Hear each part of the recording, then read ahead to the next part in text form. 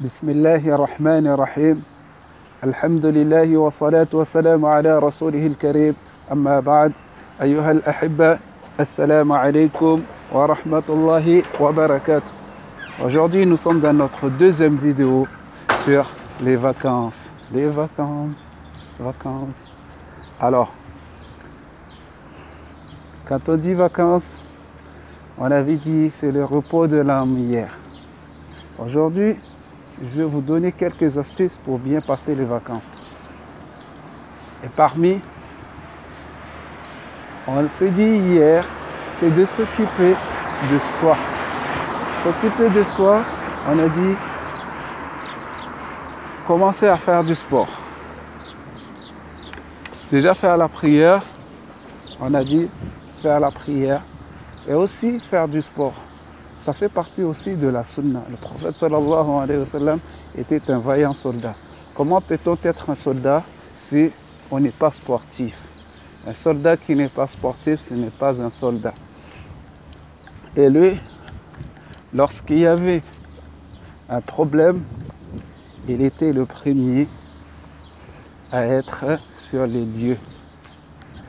Il y avait un problème à Médine, que les gens pensaient qu'il y avait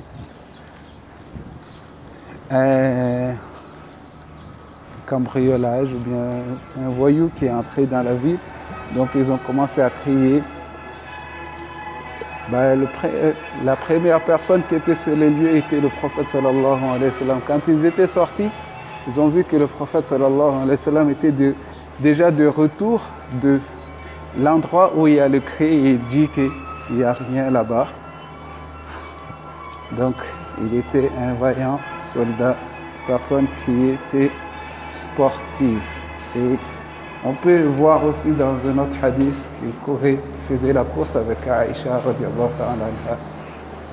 Donc c'était une personne qui s'occupait de lui, qui faisait aussi du sport. Alors, s'occuper de soi. Vacances, c'est s'occuper de soi. Alors, aujourd'hui, je vais parler aussi d'autre chose. S'occuper des parents. Dans un hadith rapporté par Mughira radiallahu ta'ala anhu, qui dit que le messager de Dieu sallallahu alayhi wa sallam a dit, je vais le dire d'abord en arabe, Inna Allah harrama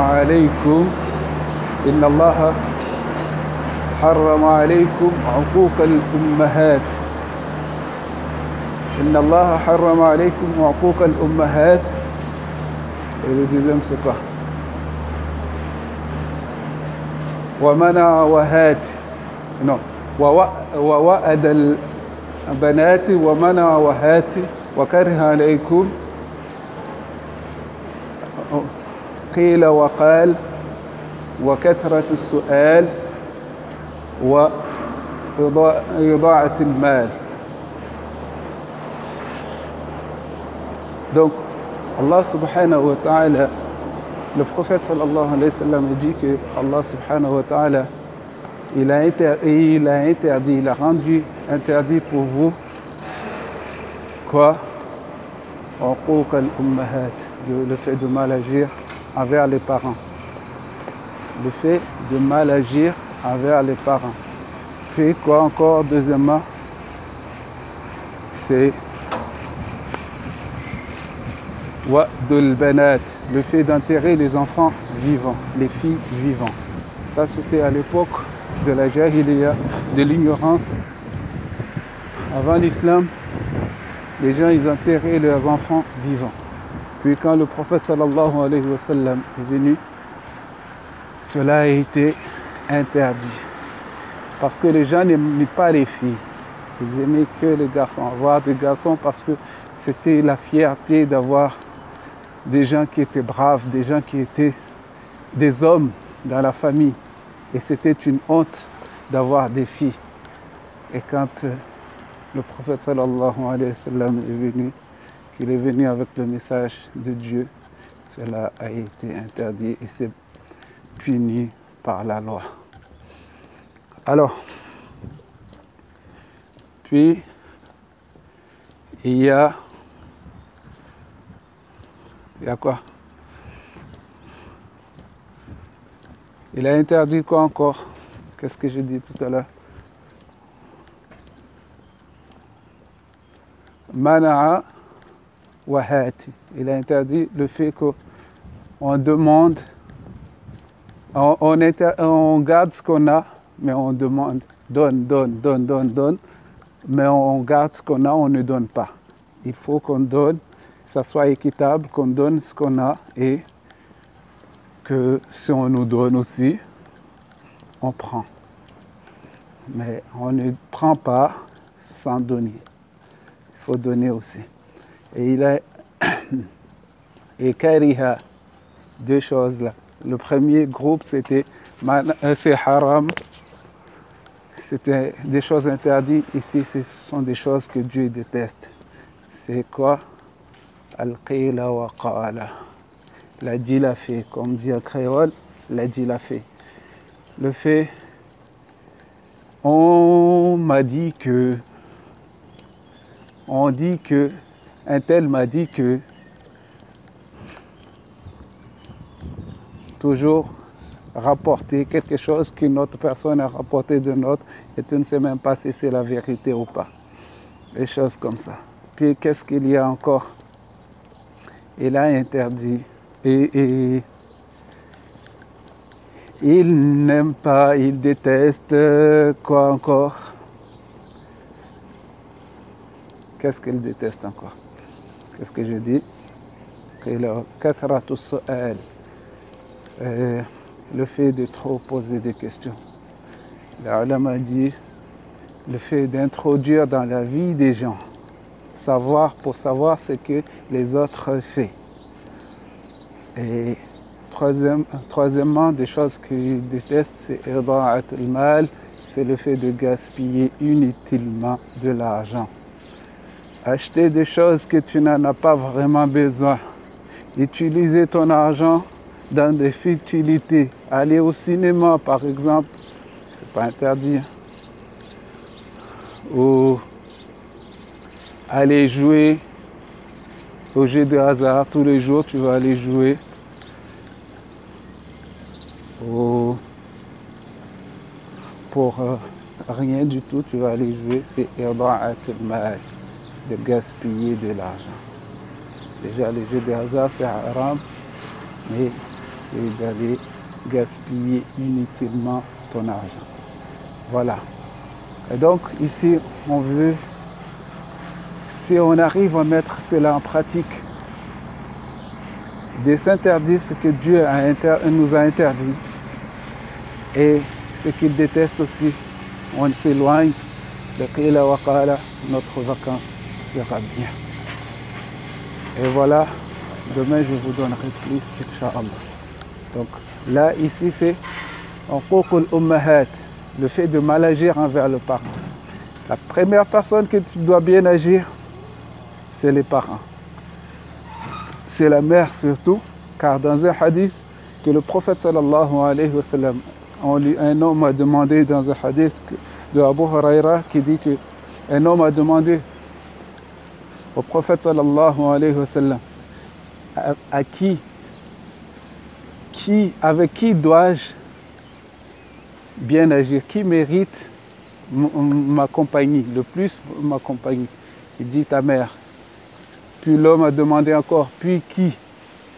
Il dit encore ta mère. 3 fois il a dit. La 4e fois il a dit ton père. Dans un autre hadith, c'est juste, il dit ta mère, puis ton père. Puis ceux qui vont venir, puis adna wa adna, et ainsi de suite. Donc, les parents sont importants, la mère surtout, bien agir envers les parents.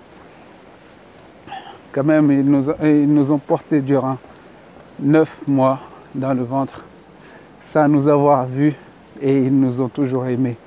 Et quand on est malade, ils nous demandent comment on va. Quand tu vois que tu viens d'arriver, ils te demandent est-ce que tu as mangé, tu as passé une bonne journée. Toujours la maman elle pose des questions. Le papa aussi. Donc, bien agir envers les parents, ça c'est important. Les vacances sont faites pour qu'on ait du temps avec les parents. Passons du temps avec les parents. Passons du temps avec les parents. Au service des parents. Lorsqu'ils nous demandent de faire quelque chose, arrêtons de bouder, car nos parents nous aiment à tel point que on ne peut pas compter. Donc, mes frères, mes sœurs de foi et de cœur, faisons l'effort de bien agir envers nos parents. Faisons l'effort d'aider nos parents à la maison. Vous savez, je vais vous dire, j'ai écrit un livre qui s'appelle Comment la cuisine a transformé ma vie. Et dedans, j'ai fait une petite introduction sur la jeunesse. Si vous pouvez le procurer sur Amazon, cherchez-le et regardez ce que j'ai dit, Inch'Allah. C'est sur nous et on doit le prendre, Inch'Allah. Donc, mes frères, mes sœurs, mes amis, agissons bien envers nos parents. Que même le prophète sallallahu alayhi wa sallam a dit, toujours par rapport aux parents, il nous dit quoi? Dans un hadith, il dit que Rahima anfu. Il a dit malheur à lui, malheur à lui. Qila man ya Rasulallah, qui, ô messager de Dieu?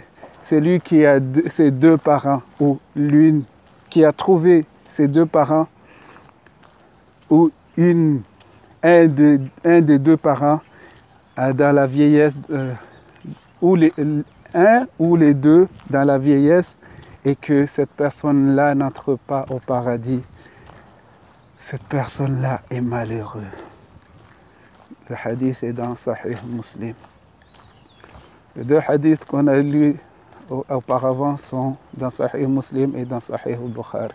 Donc mes frères, mes sœurs de foi et de cœur, agissons bien envers nos parents. Soyons bienveillants envers eux. S'ils sont jeunes, s'ils sont vieux, ce sont quand même nos parents. Donc agissons bien envers eux et Inch'Allah, on aura la récompense et on verra leur amour envers nous. Et c'est là que nous serons heureux, Inch'Allah, dans ce bon monde et dans l'au-delà, Inch'Allah. Bi'idnihil karim. Wassalamu alaikum. À demain, Inch'Allah, je vous en dirai plus. Ila al-liqa. Prenez soin de vous et bonnes vacances.